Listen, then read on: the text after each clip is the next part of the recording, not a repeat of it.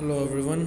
आपका next topic जो है देखिए ये है सेंट्रलाइजेशन एंड डिसेंट्रलाइजेशन। इसको लिख लीजिए, केंद्रीयकरण और विकेंद्रीयकरण। हिंदी में केंद्रीयकरण इज़ फॉर सेंट्रलाइजेशन एंड विकेंद्रीयकरण फॉर डिसेंट्रलाइजेशन।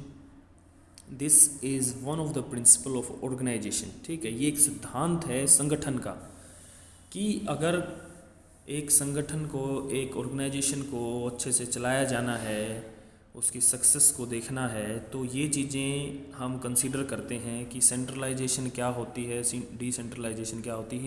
इन प्रिंसिपल्स को हम अप्लाई करते हैं, लागू करते हैं इन सिद्धांतों को।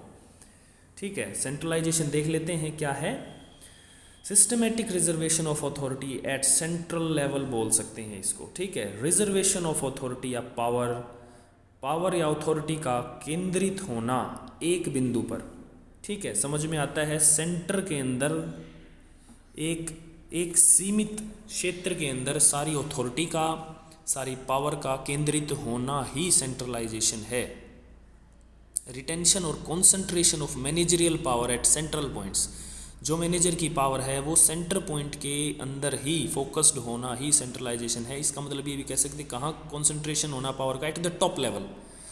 सेंट्रलाइजेशन के देखिए एक बहुत छोटा सा एग्जांपल ये होता था पहले, जैसे राजाओं के राज होते थे। देखिए जनता और प्रजा के पास जो है कुछ भी राइट्स नहीं थे, डेमोक्रेसी नहीं थी, वोटिंग राइट्स नहीं थे। जो आपके राजा सोचते थे वही होता था। So power was concentrated at one man only. ठीक है, सारी जो शक्तियाँ थी वो किसी एक बिंदु पर आधारित थी। धीरे धीरे देखिए हमने पार्लियामेंट्री सिस्टम की तरफ हम आ गए, लोगों को जो है वोटिंग राइट्स हो गए, लोगों को जो है सरकार में आने का अधिकार होने लग गया। वो खुद भी चुन सकते हैं या खुद खड़े हो सकते हैं चुनाव के अंदर, और जो है जनता के प्रतिनिधि बन के आ सकते हैं। सो वहाँ देखिए डिसेंट्रलाइजेशन हमने सिस्टम के अंदर दी। सेंट्रलाइजेशन कहीं ना कहीं देखिए इसके डिसएडवांटेजेस होते हैं या नहीं होते हैं, ये हम आज डिटेल में करेंगे। ठीक है, सेंट्रलाइजेशन का भी आप जो फोकस इसका जो आप समझने की कोशिश करेंगे छोटे से लेवल पे, वो ये है कि concentration of power at central level या at the top level. Everything that goes to reduce the subordinates role in decision making is centralisation. जब कोई डिसीजन मेकिंग हो, सबॉर्डिनेट का मतलब होता है बॉस से जस्ट नीचे, सुपीरियर से जस्ट नीचे। ये टर्म हमेशा याद रखना, सब सुपीरियर और सबॉर्डिनेट। सबॉर्डिनेट का मतलब है जैसे सुपीरियर में आ गए आपके बॉस और सबॉर्डिनेट में आ गए उसके स्टाफ मेंबर्स, उसके नीचे काम करने वाले लोग। जहाँ निचले स्तर के लोगों को डिसीजन मेकिंग का अधिकार जहाँ कम हुआ, वहीं सेंट्रलाइजेशन होनी स्टार्ट हो जाती है। ओके, सो देखिए manager must reserve some authority for overall planning, organisation, command, motivation and control. इसमें सब एक जो मेन पॉइंट है वो ऊपर वाला है कि डिसीजन मेकिंग के अंदर कि क्या निर्णय लेना है, निर्णय लेने की शक्ति अगर निचले स्तर पर नहीं है तो सेंट्रलाइजेशन होती है। This is a quote. Benefits क्या हैं सेंट्रलाइजेशन के? Top management can take vital decisions, important decisions. मतलब टॉप मैनेजमेंट जो होती है वो मेजर डिसीजंस ले सकती है। जहां हम अगर सेंट्रलाइजेशन की बात कर रहे हैं, एक आदमी के अंदर कंसंट्रेशन की बात कर रहे हैं, तो ये बातें साफ साफ निकल के आती हैं कि वो बहुत जल्दी डिसीजन ले सकता है, क्विक डिसीजंस ले सकता है। वहीं डिसीजन लेने की और डायरेक्टिव करने की, दिशा निर्देशन देने की, डायरेक्शंस नोटिस देने की अगर शक्ति हर निचले स्तर पे, उसले निचले स्तर पे, मतलब ऑर्गेनाइजेशन में हर लेवल के लोगों को हो, तो क्या है, डिसीजन मेकिंग में डिले हो जाएगा, लेट हो जाएगा, रिजल्ट्स अच्छे नहीं आएंगे, हो सकता है ऐसा। ठीक है, और इम्पोर्टेंट डिसीजन लेने की, जैसे 10 लोगों के पास अगर डिसीजन लेने की शक्ति है तो वो डिसेंट्रलाइजेशन है। अगर एक व्यक्ति के पास डिसीजन लेने की शक्ति है तो वो सेंट्रलाइजेशन है। तो 10 लोग जहाँ डिसीजन लेंगे तो हो सकता है कि वो डिले कर देंगे काम को, और हो सकता है वो आपस में उनके जो है वो जो डिसीजन लिया जाना है वो उसमें केओस हो जाए, वो जो है आपस में उनकी कोऑर्डिनेशन ना रहे, एक रूपता से डिसीजन को अप्लाई ना करा जा सके, ठीक है। देखिए एक इसके बेनिफिट ये भी है, यूनिफॉर्म पॉलिसी। यूनिफॉर्म का मतलब है एक रूप नीति बनती है, ठीक है। एक आदमी का दिमाग चलेगा तो एक रूप नीति बनेगी और कोऑर्डिनेशन होगा, कोऑर्डिनेशन ऑफ ऑल एक्टिविटीज़, ठीक है। इफेक्टिव एंड इंटेलिजेंट डिसीजंस सामने आते हैं अगर सेंट्रलाइजेशन हो तो, ठीक है। इफेक्टिव का मतलब है प्रभावशालीन, मतलब जो सच में काम कारगर हों, काम करें। और इंटेलिजेंट डिसीजंस परिणाम स्वरूप होता है केंद्रीयकरण का। केंद्रीयकरण अगर आप सोच के देखिए, अगर आपको कोई घर के डिसीजन लेने हैं, अगर आप सिंगल आपके ऊपर है सब कुछ, अगर आप कोई लेंगे तो आप तुरंत कोई डिसीजन ले लेंगे और जो इम्पोर्टेंट डिसीजंस हैं वो भी आपको पता होंगे और आप तुरंत उसको लागू करवा लेंगे। यूनिफॉर्म पॉलिसी होगी आपकी, मतलब एक रूपता होगी, समानता होगी। ये नहीं है कि बदल रही है बार बार में। अगर वहीं 10 आदमियों के पास डिसीजन मेकिंग पावर है तो पॉलिसी के अंदर, नीति निर्माण के अंदर, लॉ मेकिंग के अंदर, आपकी प्लानिंग के अंदर भी डिफरेंसेस हो सकते हैं, भिन्नताएं हो सकती हैं। सो ये सेंट्रलाइजेशन के बेनिफिट्स और देख लेते हैं कुछ। क्राइसिस एंड इमरजेंसी सिचुएशंस में, कुछ इमरजेंसी सिचुएशन आ गई, कोई कुछ बहुत जल्दी करने की डिमांड आ गई, तो वहाँ डिसेंट्रलाइजेशन में दिक्कतें हो जाती हैं। आप 5 लोगों से 10 लोगों से कंसल्ट करने का टाइम नहीं है, आप ही को डिसीजन लेना है, सिंगल आदमी को डिसीजन लेना है। तो वहाँ in the situation of emergency centralisation is beneficial, ये बात याद रखना, ठीक है। Higher specialisation can be secured. Higher specialisation का मतलब है कि विशेषज्ञता जो है बढ़ जाती है सेंट्रलाइजेशन में, ठीक है। डुप्लीकेशन ऑफ एफर्ट्स, मतलब काम की डुप्लीकेसी, आपने भी वही काम कर लिया, तीसरे या 10 आदमियों ने भी, 10 आदमियों में से 6 आदमियों ने सेम काम करके बैठे हैं, ठीक है। काम वो चाहे 1 करो या 6 करो, कोई फ़र्क नहीं पड़ता था। लेकिन अब क्या हुआ, डिसेंट्रलाइजेशन थी तो वही काम 6 आदमियों ने कर लिया, मतलब डुप्लीकेसी ऑफ वर्क हो गया, ठीक है। वहीं सेंट्रलाइजेशन में डुप्लीकेसी ऑफ वर्क होने की संभावनाएं नहीं रहती। कंट्रोल एंड कम्युनिकेशन ईजियर, जब एक आदमी अगर डिसीजन ले रहा है या कमांड कर रहा है या डायरेक्टिव दे रहा है या नोटिस दे रहा है तो कम्युनिकेशन बड़ी आसान हो जाएगी और वो कंट्रोल भी अच्छे से कर पाएगा। सो 2 पॉइंट इसमें निकल के आते हैं। कम्युनिकेशन आसान हो जाती है सेंट्रलाइजेशन से, कंट्रोल करना आसान हो जाता है। आप सोच के देखिए, आप सिंगल आदमी हैं तो आपके मन से जो पॉलिसी बनी है उसी के हिसाब से आप संचार का माध्यम तय करेंगे, उसी के हिसाब से आप कंट्रोलिंग करेंगे, आपकी डुप्लीकेसी ऑफ एफर्ट्स नहीं होएगी, आपकी विशेषज्ञता बढ़ जाएगी और इमरजेंसी की सिचुएशन में आप क्विक डिसीजन ले सकते हो, ठीक है। एक पॉइंट और लिख लीजिए इसमें से, कॉस्ट रिडक्शन, जो काम करने के अंदर जो खर्चा आता है वो सेंट्रलाइजेशन में कम आता है, क्योंकि एक आदमी को करना होता है जो भी प्लानिंग करनी होती है, डायरेक्शन करनी होती है। वहीं डिसेंट्रलाइजेशन में जो बंटवारा हो जाता है तो खर्चा भी बढ़ जाता है, ठीक है। एक और पॉइंट लिख लीजिए सेंट्रलाइजेशन में कि समय भी बचता है। समय की बचत कहाँ होती है, सेंट्रलाइजेशन में होती है। डिसेंट्रलाइजेशन में, विकेंद्रीयकरण में समय ज़्यादा लग जाता है। सिंपल सी बात है, जब एक आदमी कंट्रोल कर रहा है सब कुछ तो समय भी बचाएगा, पैसा भी बचाएगा, एफर्ट्स भी बचाएगा, एनर्जी भी बचाएगा, ठीक है। कंट्रोल भी अच्छे से करेगा, कम्युनिकेशन भी अच्छे से होगी, ठीक है। ओके, लिमिटेशंस देख लेते हैं सेंट्रलाइजेशन की कि इसकी सीमाएं क्या हैं, मतलब इसके डिसएडवांटेजेस क्या हैं। Decisions not taken by people who face the situation, ये बिल्कुल सही बात है। जिसके ऊपर लागू होना है उसके द्वारा ही डिसीजन नहीं लिया जा रहा है। तो बहुत से बार लोगों में क्या है, डिस्कम्फर्ट महसूस करा गया है, डिस्कॉर्ड महसूस किया गया है, कोऑर्डिनेशन की कमी पाई गई है जहाँ सेंट्रलाइजेशन हो, ठीक है। Lower and middle level management will not have interest and initiative in the job. देखिए, टॉप लेवल मैनेजमेंट के पास अगर डिसीजन मेकिंग पावर है, निर्णय लेने की शक्ति है, तो लोअर और मिडल लेवल अपना इंटरेस्ट खो देते हैं जॉब करने के अंदर या जॉब को स्टार्ट करने के अंदर। वो बोलते हैं हमारा इसके अंदर कुछ है ही नहीं, हमसे ना कुछ पूछा जाता है, ना ही हमें पार्टिसिपेट किया जाता है, तो वो डिसइंटरेस्टेड वे में काम करते हैं। सो अगर ऑर्गेनाइजेशन को अच्छे से चलाया जाना है तो थोड़ी बहुत डिसेंट्रलाइजेशन होनी ज़रूरी है, थोड़ी बहुत डिसीजन मेकिंग पावर या पॉलिसी मेकिंग पावर आपको हर लेवल पे, हर आदमी को, हर स्टाफ मेंबर को देनी चाहिए, थोड़ी बहुत फ्रीडम। अगर आप सारी चीज़ें कंट्रोल करके रखते हैं तो उसके डिसएडवांटेजेस हो सकते हैं। टॉप मैनेजमेंट ने unnecessarily waste time and energy on unimportant and routine matters को छोड़ दीजिए। Hampers effective communication. कई बार देखिए सेंट्रलाइजेशन का ये भी होता है कि एक आदमी की सोच जो है वो थोप दी जाती है बहुत से लोगों के पास, तो कम्युनिकेशन के अंदर रुकावट आ जाती है। बहुत से लोगों के जो है उससे सोच विचार नहीं मिल पाते, तो वो उसकी कम्युनिकेशन से या उसके मैसेजेस को अच्छे से समझ नहीं पाते या उसको लागू नहीं करना चाहते। ठीक है। कंप्लीट सेंट्रलाइजेशन, देखिए इंपॉर्टेंट नोट हेयर, पूर्ण रूप से केंद्रीयकरण थोड़ा सा मुश्किल होता है। ठीक है, थोड़ी बहुत।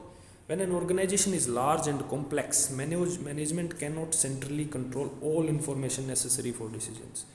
देखिए अगर ऑर्गेनाइजेशन छोटी है, 8-10 लोग हैं, 15 लोग हैं, 20 लोग हैं, तो केंद्रीयकरण पॉसिबल है। 1000 लोगों की, 500 लोगों की ऑर्गेनाइजेशन में, जैसे देखिए पब्लिक एडमिनिस्ट्रेशन में केंद्रीयकरण इम्पॉसिबल है। हमारे देश में हम we follow the administration of decentralised nature. ठीक है, हमारे देश में जैसे कि सेंट्रल लेवल पे सरकारें काम करती हैं, फिर स्टेट लेवल पे सरकारें काम करती हैं, डिस्ट्रिक्ट लेवल पे सरकार है, ब्लॉक समिति लेवल पे सरकार, और ग्रामीण लेवल पे ग्राम पंचायत है। ठीक है, हर लेवल के लोगों के पास डिसीजन मेकिंग शक्ति है। एक सरपंच के पास है, एक ब्लॉक समिति मेंबर के पास है, म्यूनिसिपैलिटी के मेंबर्स के पास है, मेयर के पास है। ठीक है, जिला परिषद के पास है। स्टेट लेवल पे बात आए तो फिर जो है आपके सीएम हैं, और सेंट्रल लेवल पे बात आए तो पीएम है। अगर सेंट्रलाइजेशन कब होती, जब पीएम प्राइम मिनिस्टर की दिल्ली से ही चलती और कोई सरकारें ही ना होती, जो उसने बोल दिया वही फाइनल हो जाता।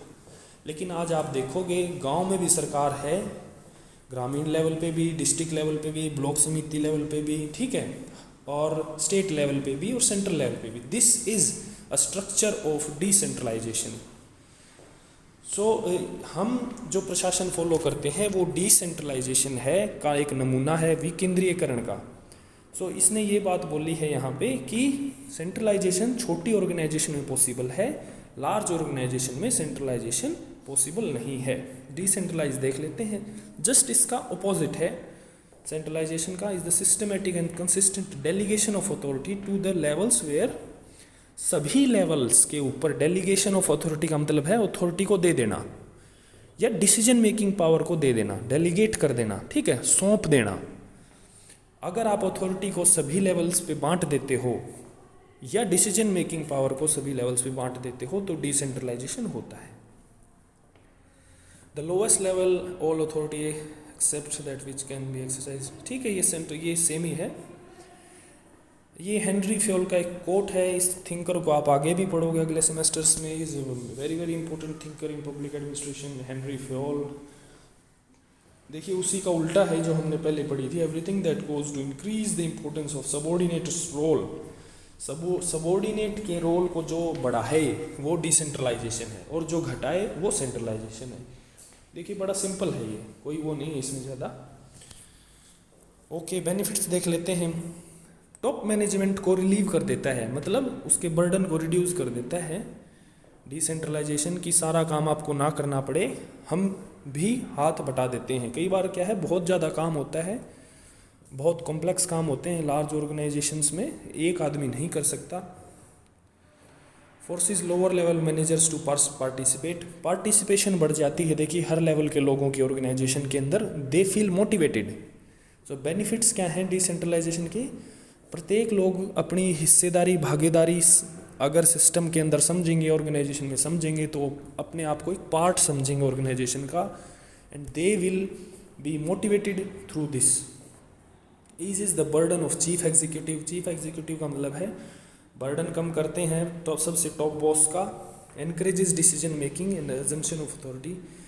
जो देखिए लोग मिडिल लेवल है और जो लोअर लेवल है, उन लोगों के अंदर बहुत एंथुजियाज्म बढ़ जाता है, उनको उनकी एनकरेजमेंट होती है। उन्हें जब लगता है कि उन्हें जिम्मेदारी और अथॉरिटी दी गई है डिसीजन मेकिंग पे।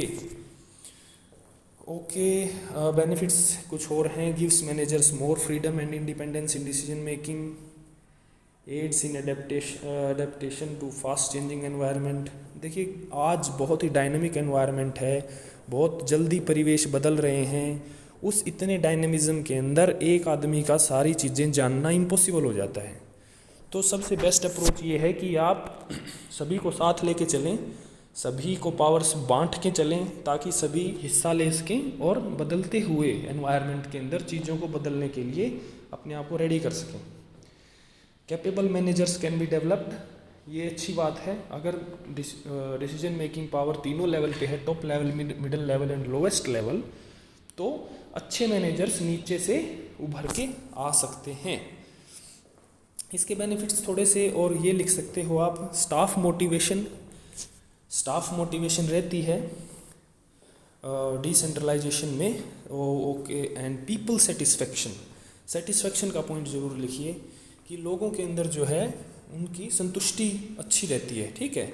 Healthy environment, it creates healthy environment in organisation, कि ऑर्गेनाइजेशन के अंदर एक अच्छा वातावरण जो है, तंदुरुस्त वातावरण जो है वो बनता है डिसेंट्रलाइजेशन से। वहीं सेंट्रलाइजेशन से क्या होता है, केंद्रीयकरण से लोगों को सफोकेशन होती है, लोगों के अंदर लोगों का मोरल डाउन होता है, जो वो देखते हैं कि हमारे ऊपर सारी चीज़ें थोपी जा रही हैं, सौंपी जा रही हैं, हमसे कुछ पूछा नहीं जा रहा। और डिसेंट्रलाइजेशन जो है एक डेमोक्रेटिक तरीका है, लोकतांत्रिक तरीका है। और डेमोक्रेसी के फ़ायदे तो आपने पढ़े ही होंगे कि लोकतंत्र के कितने फ़ायदे हैं। सो वो it is one of a democratic way to run an organisation. इसके डिसएडवांटेजेस देख लेते हैं, इसकी सीमाएं देख लेते हैं, लिमिटेशंस क्या हैं। इमरजेंसी की सिचुएशन में क्विक डिसीजन नहीं लिया जा सकता, पहले भी करा है हमने। एक प्रकार की पॉलिसी नहीं बनाई जा सकती, यूनिफॉर्म पॉलिसी, मतलब एक समान पॉलिसी जो कि एक रूपता से हो। अलग अलग लोगों की अलग अलग राय, तो पॉलिसी बनाने के अंदर बहुत सारे रंग रूप देखे जा सकते हैं। कोऑर्डिनेशन में दिक्कत आ सकती है, तालमेल करने के अंदर। जहाँ एक आदमी को कंट्रोल करना है और जहाँ 10 आदमी को आपस में कंट्रोल करना है और आपस में देखना है, तो वहाँ तालमेल थोड़ा बहुत बिगड़ सकता है। Results in loss of control by upper level managers, ये हो सकता है अगर पावर ज़्यादा बांट दी जाए तो टॉप लेवल के मैनेजर्स हैं वो अथॉरिटी खो सकते हैं अपनी। ये थोड़ा सा डिसेंट्रलाइजेशन का चार्ट है, देख लीजिए। क्लोजर लिंक्स विद पीपल होता है, ठीक है। डेमोक्रेटाइजेशन हो जाता है, पार्टिसिपेशन बढ़ जाता है, पार्टिसिपेशन से जवाबदेहिता बढ़ जाती है, जवाबदेहिता से क्या है, कार्यकुशलता बढ़ जाती है, पारदर्शिता बढ़ जाती है, उससे बेटर सर्विसेज निकल के आती हैं। More willingness to repay, more cost recovered, less cost of government. So these are the benefits of decentralisation, कि जब हम डिसेंट्रलाइजेशन करते हैं, क्लोजर लिंक्स विद पीपल बनते हैं, लोकतांत्रिक भागीदारी होती है लोगों की। जब भागीदारी होएगी तो उनमें जवाबदेहिता बढ़ जाएगी, जिम्मेदारी बढ़ जाएगी, उनकी कार्यकुशलता बढ़ जाएगी, पारदर्शिता बढ़ जाएगी, ठीक है। इसको भी नोट डाउन कर सकते हो। डिफरेंसेस में एक स्लाइड में डाले हैं, ठीक है। सेंट्रलाइजेशन में सबसे नीचे देखिए, बर्डन सुपीरियर का बढ़ जाता है, डिसेंट्रलाइजेशन में घट जाता है। डिसीजन मेकिंग पावर सेंट्रलाइजेशन में सिर्फ टॉप लेवल पे है, डिसेंट्रलाइजेशन में डिसीजन मेकिंग पावर सभी लेवल्स पे है। इम्पोर्टेंस ऑफ सबऑर्डिनेट्स देखें तो केंद्रीयकरण में इम्पोर्टेंस ऑफ सबऑर्डिनेट्स, निचले अधिकारियों की इम्पोर्टेंस घट जाती है, और विकेंद्रीयकरण में अधिकारियों की इम्पोर्टेंस बढ़ जाती है। ये एक डिफरेंशिएशन है। ये देखिए समझने के लिए, सेंट्रलाइजेशन में ये आप ग्राफ बना के आ सकते हो अगर ये क्वेश्चन आता है तो। एक केंद्र बिंदु से ही सारे डिसीजंस निकल रहे हैं, ये है केंद्रीयकरण। और वहीं दूसरी तरफ ये देखिए, कोई ना कोई एक तार तीसरे से, चौथे से, पांचवें से कहीं कहीं मिल रही है, मतलब हर लोगों के पास हर प्रकार की सुविधा है, फ्रीडम है डिसीजन लेने की, अथॉरिटी की। So this is it. इसको असाइनमेंट्स बनाइए, इसकी सबमिट करिए।